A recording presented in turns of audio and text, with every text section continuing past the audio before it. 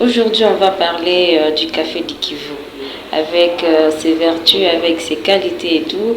Vous allez vous rappeler que le café du Kivu a été proclamé meilleur 3 années successives. Et pour en parler, nous allons recevoir aujourd'hui le directeur provincial de l'ONAPAC, qui va un peu nous expliquer tout sur les cafés du Kivu. Voilà, vous êtes le directeur provincial de l'ONAPAC. Mais avant tout, c'est quoi l'ONAPAC et également quelle est sa mission? Oui, merci madame le journaliste. L'ONAPAC, c'est l'Office national des produits agricoles du Congo. Et autrement, on nous appelait Office national du café. Et bien qu'on parlait du café, mais en principe, dans notre statut, nous encadrons ou nous accompagnons les producteurs, non seulement du café, mais aussi de tous les autres produits agricoles d'exportation. Et cela a plu à l'autorité en 2018 qu'on puisse parler d'un concept qui va rassembler tous les produits agricoles d'exportation. C'est comme ça que nous sommes sortis de l'Office national du café à l'Office national des produits agricoles du Congo. Nous avons comme mission l'encadrement des producteurs. Nous apportons notre soutien technique gratuitement aux producteurs de tous les produits agricoles d'exportation. Nous commençons avec les producteurs du germoir jusqu'à l'exportation. Autrement dit, nous sommes l'organe de régulation de la filière café et de tous les autres produits agricoles d'exportation. Quand on parle du café du Kivu, monsieur le directeur, à quoi les téléspectateurs, les gens peuvent s'attendre? C'est quoi les cafés du Kivu, produits localement au Sud Kivu? C'est une culture, moi j'ai toujours dit, une culture d'avenir.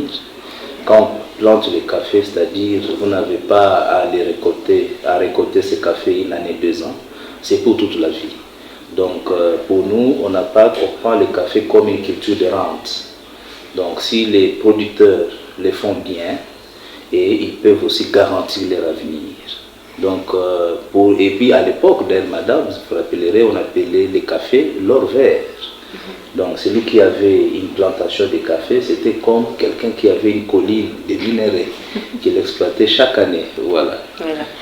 Je l'ai dit dans mon introduction que le café du Kivu a été proclamé meilleur 3 années, en 2018, en 2020, en 2022, je crois. Quelles sont les vertus? Pourquoi le café du Kivu est arrivé à ce niveau, à être reconnu mondialement? Merci madame. Je dirais d'abord que le café, il est acheté, pas parce qu'il est café, mais d'abord parce qu'il est traité correctement. Vous voyez madame, nous pouvons produire nous, tous les deux, chacun 100 kg de café, vous 100 kg de café. Si je traite mal mon café, moi mon 100 kg par exemple, on peut me donner $50, mais le vôtre peut me vous donner $700. Donc vous voyez, le café est acheté selon que vous l'avez d'abord bien traité dans les champs, donc vous avez suivi les techniques culturelles conseillées par les agronomes, vous avez traité correctement après la récolte, vous avez bien séché, vous avez bien démucilaginé, et à ce niveau-là, on vous achète ça correctement.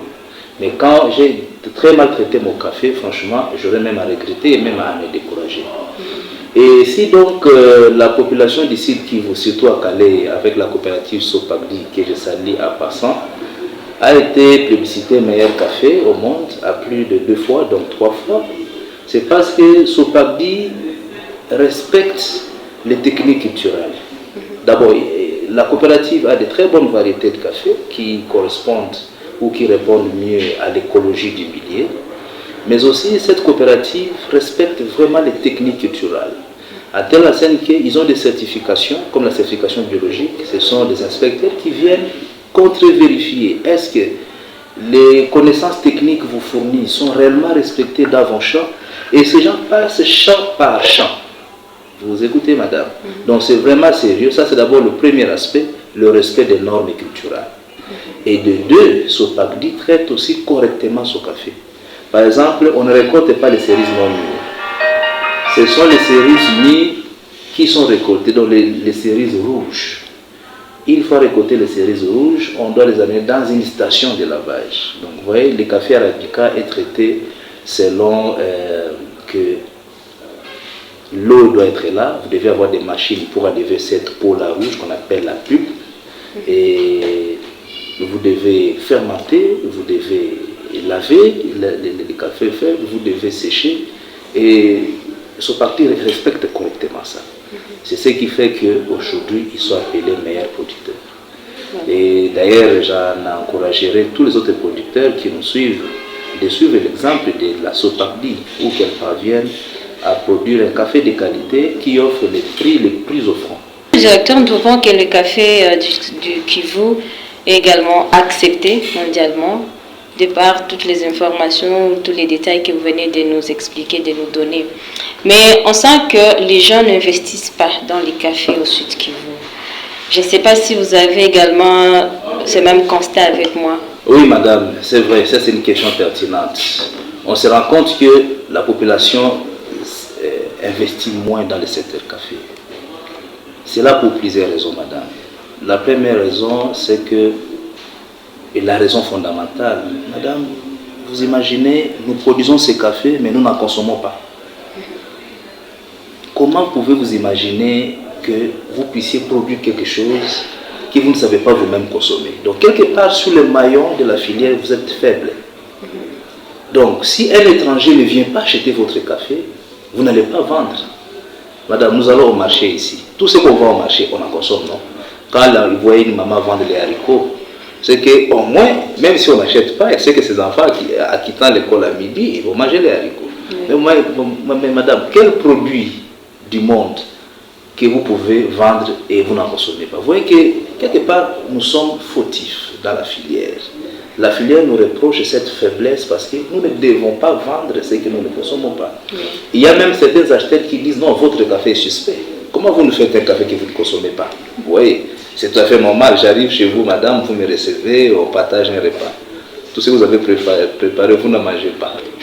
Tous vos enfants et mari n'en mangent pas. Maintenant, moi, je vais manger comment? Donc, quelque part, nous sommes faibles devant... dans les circuits économiques du café, nous ne sommes pas compétitifs suite à cet aspect. Et évidemment, l'opérateur économique se trouve très fragilisé à tel niveau qu'il ne sait même pas discuter le prix de son café. Madame, rappelez-vous à l'époque de Covid, à 2020, nous avons produit le café et voilà, et les restaurants en Europe ont fermé les portes. Nous sommes restés avec nos cafés dans nos maisons. Et la population a perdu beaucoup. À tel enseigne qu'en 2021, la même population n'a pas su produire. Il dit non, j'ai produit à 2020, je n'ai pas vendu. À 2021, qu'est-ce qui me rassure vendre ma produit? Je disais que les gens ne consomment pas les cafés. Est-ce que ce n'est pas la politique qui n'est pas bien assise pour amener les gens à consommer les cafés produits ici localement? Nous sommes en train de nous battre pour sensibiliser la population à consommer le café. On ne va pas rappeler l'histoire, pourquoi on ne nous a pas appris à consommer le café. Mais nous nous disons aujourd'hui, c'est nous qui sommes là, c'est nous qui régulons la filière. Nous devons nous battre avec les coopératives paysannes avec qui nous travaillons. Nous devons chercher à faire consommer le café à la population, en commençant par nous-mêmes. Nous-mêmes d'abord producteurs, nous devons savoir que non, quand j'ai récolté 100 kilos, il faut à peine que je mette 1 kilo dans la maison pour consommer 2-3 kilos. Et si nous à la maison commençons à les faire consommer à nos enfants, et nous pensons qu'à l'avenir, ces mêmes enfants vont commencer à vulgariser la consommation locale. Nous ici à l'ONAPAC, nous en fabriquons déjà et nous avons des paquets de café dans différents supermarchés de la ville pour amener aux gens à consommer. Pourquoi aller chercher les cafés de l'extérieur alors que nous avons le meilleur café au monde, tel que vous l'avez dit? Pourquoi? Nous avons tout le meilleur café du monde au Congo et à Bukavu. Donc nous commençons à s'amuser les gens petit à petit, tout en montrant aussi les vertus, madame. Vous voyez, à l'époque belge, on ne nous a pas appris à consommer le café. Si on consomme le café, la population doit trouver un intérêt dans ces produits. Et les intérêts sont énormes. Par exemple, ça réduit les taux de cholestérol dans le sang. Ça réduit le risque d'attraper le diabète. Ça vous donne une motivation intellectuelle à bien travailler, à vous concentrer. Donc il y a tellement de vertus. Plus nous les vulgarisons, petit à petit, les gens vont adhérer à l'idée de consommer le café. C'est peut-être cette ignorance qui faisait à ce que les gens ne consomment pas les cafés produits ici localement. Oui, je crois que c'est un problème d'ignorance et un problème de sensibilisation. Je donne l'exemple de l'Éthiopie. L'Éthiopie, madame, en 1990-1993, était le pays le plus pauvre d'Afrique. Mais aujourd'hui, en 2023, depuis même 2020 ou 2018, il est pays grand producteur de café africain, mais aussi il consomme à lui seul 60% de sa production. Donc il n'exporte que 40%. Vous voyez, dans de tels milliers, le prix offert au kilogramme en Éthiopie ne peut pas être égal au prix offert au Congo. Parce que nous, on ne consomme pas. Nous avons un café moins cher. En Éthiopie, tu ne peux pas acheter leur café moins cher.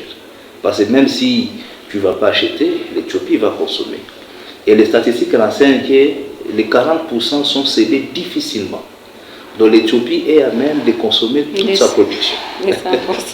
On parlait du café du Kivu, on peut également parler de la production, bien qu'on ne consomme pas encore plus les cafés, mais on peut parler de la production également et l'exportation. La province du Sud Kivu parvient à produire combien de tonnes par an et l'exporte également combien de tonnes?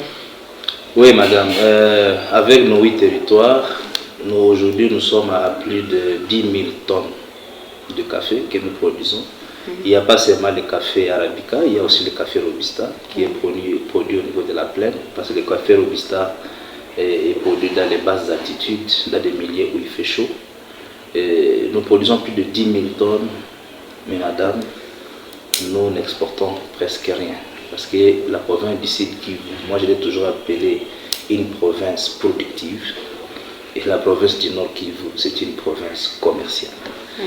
Par manque d'usines de transformation dans la province du Sud Kivu, ça fait que le café quitte la province du Sud pour le Nord.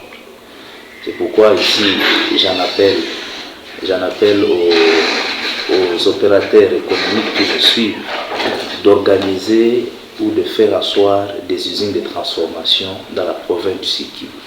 L'ONAPAC a fait le premier pas. Nous avons une usine moderne, mais qui ne manque que les séchoirs. Si jamais on pouvait avoir un séchoir dans notre entité, nous pouvons résorber toute la production de la province du Sud Kivu. Évidemment, nous, souvent, madame, nous avons un rôle pédagogique. Nous faisons le premier pas. Si on peut avoir d'autres opérateurs économiques dans la province qui peuvent installer des usines de retraitement du café, ça sera le bienvenu. Vous voyez une entité comme Minova, il y a beaucoup de café là-bas. Quand je parle de Minova, je parle du territoire de Calais, qui est même le bastion du café du Sud Kivu. Si on pouvait avoir un opérateur économique qui installe une usine dans le Calais, ça résorberait toute la production de Calais, qui est voisin, enfin c'est ce territoire qui est voisin à la province du Nord Kivu, et qui alimente plus de café que la province du Nord Kivu. Ça serait une très bonne chose. Et nous sommes dans la partie Kabare. Si nous pouvons aussi avoir un séchoir, ça pouvait résorber facilement la production de Kabare, même la production de Walungu. On pouvait facilement les avoir ici, avec la production de Calais Sud, de Île du Sud. Nous pouvons facilement retraiter ces cafés ici avant exportation. Voilà. Mesdames, Messieurs, nous sommes très ravis de vous savoir nombreux à nous suivre du partout en RDC, également dans les pays limitrophes et même partout dans le monde parce qu'on est en ligne. Aujourd'hui, on a parlé du café du Kivu et vous avez compris que la province du Sud Kivu produit le meilleur café du Kivu et qui a été proclamé 3 années. C'est pas fait pour d'autres provinces de la RDC, même pour d'autres pays du monde.